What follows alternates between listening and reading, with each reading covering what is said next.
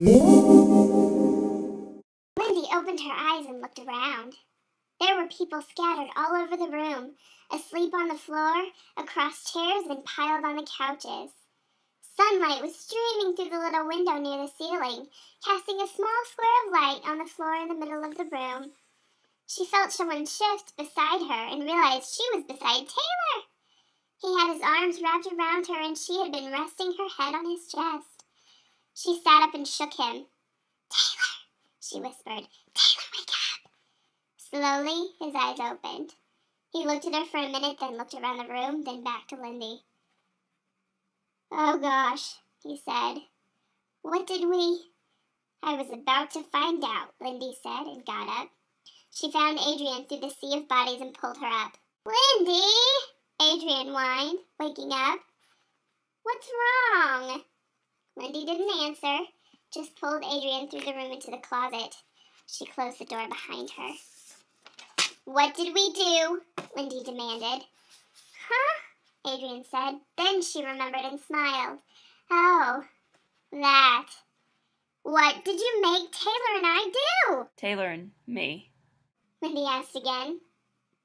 "You kissed." "How long?" Lindy asked. "Not long," Adrian said. "How long, Adrian?" Lindy growled, and Adrian shrunk back. "An hour," she answered timidly. "An hour?" Lindy exclaimed. "Then what?" "Nothing," Adrian answered. "We just made you kiss and then you fell asleep in each other's arms." "You swear?" "I triple swear," Adrian promised.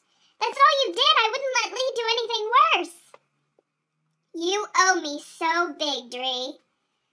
"Oh, I can imagine," Adrian groaned. There were a few moments of silence.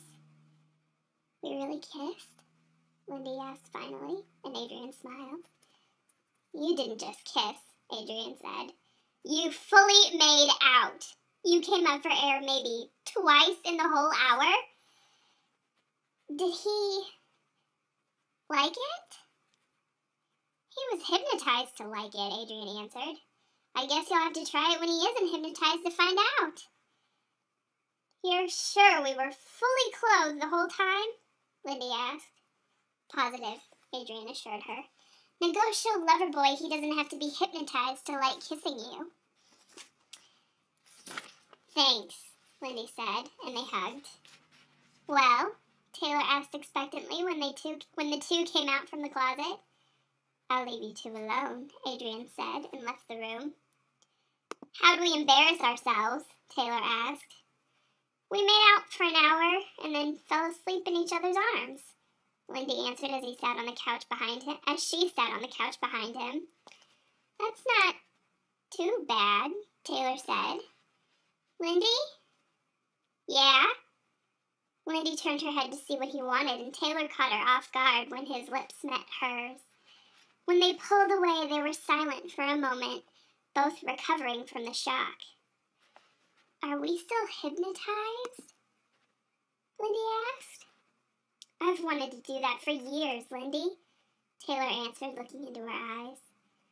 "Me too," Lindy whispered, and they both smiled. Lindy laid her head on his chest, and he wrapped his arms around her.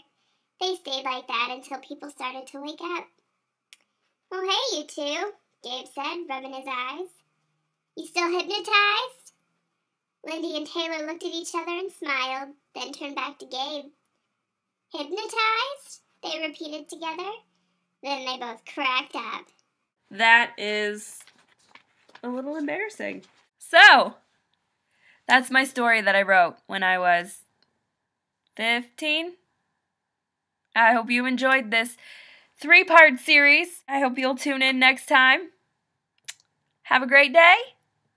Bye.